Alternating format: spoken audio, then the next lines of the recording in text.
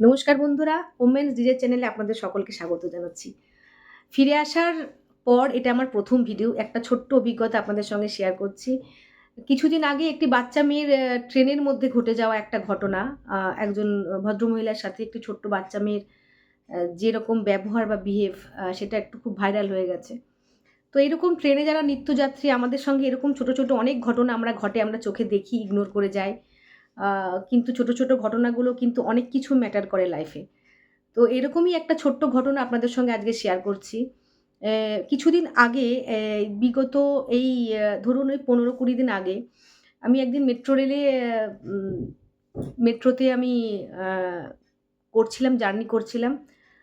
তো দক্ষিণেশ্বর থেকে মেট্রোতে উঠি এবং সেদিনকে প্রায় যেহেতু এই ডিসেম্বরের শেষ থেকে জানুয়ারি ফার্স্ট উইক পর্যন্ত প্রচণ্ড রকমের ক্রেজি একটা সিচুয়েশন থাকে। তো ট্রেনটা বীভৎস রকমের ভিড় ছিল প্ল্যাটফর্মে।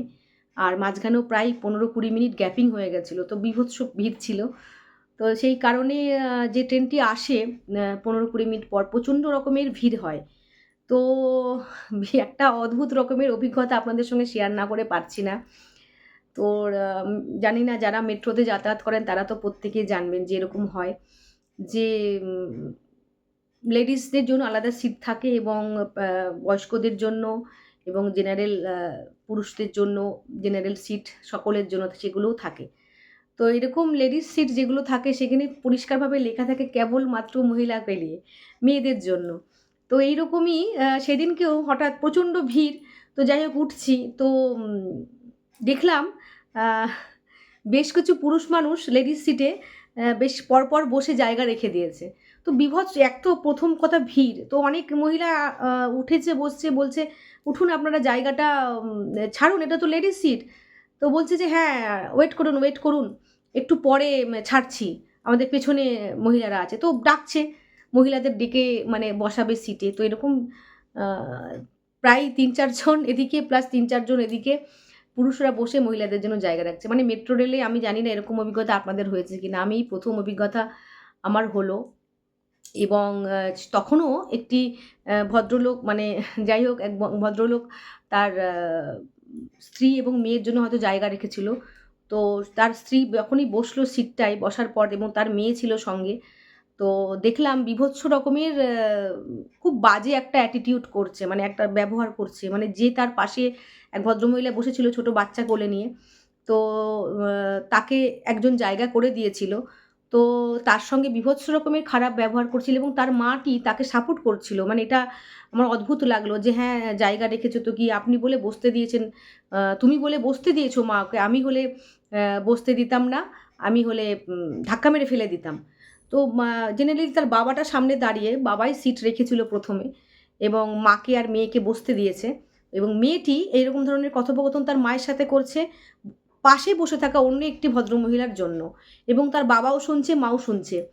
তো ১ম কথা তো আ মেট্রোতে আমি কোনোদিন দেখিনি যে পুরুষ মানুষরা উঠে তাদের মিসেসদের জন্য জায়গা রেখে দেয় এবং তাও আবার এরকম একটা ক্রাউডি সিচুয়েশন এ।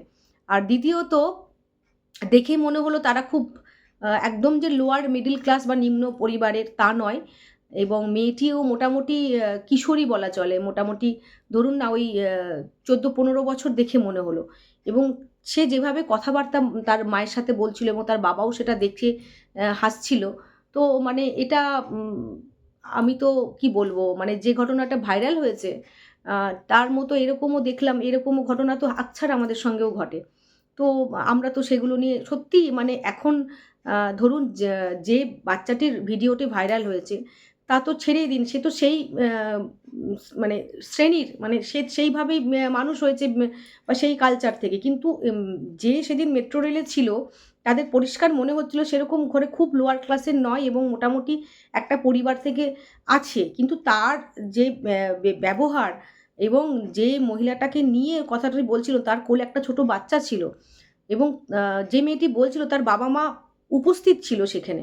তো সেখানে এই ধরনের কথাবার্তা বলার সময়েও তার বাবা-মা কোনো রকমের প্রতিবাদ করেনি বা কোনো রকম কিছু নেই। তো আমরা দেখলাম এবং এটাও ১ম অভিজ্ঞতা হলো যে মেট্রো রেলে পুরুষরা উঠে এরকম জায়গা রাখে। তো হয়তো সামনে আরো দিন আসছে যে হয়তো যেরকম আগে হতো ট্রেনে রুমাল রেখে বা ব্যাগ রেখে জায়গা রাখা। তো হয়তো সেই দিনটা আবার ফিরে আসছে। তো যাই হোক, এই ব্যাপারে আপনাদের কি মতামত একটু জানাবেন অবশ্যই কমেন্টস করে। আর আবার ফিরে আসার পর প্রথম ভিডিও, আবার ভালোবাসা দেবেন, আমার সঙ্গে থাকবেন। নমস্কার, অনেক অনেক অনেক। এবং আমার অন্য চ্যানেল যেটা গানের চ্যানেল, সেটাকে ফলো করতে ভুলবেন না, পাশে থাকবেন, সব পরিবারের সঙ্গে সকলে ভালো থাকবেন। নমস্কার।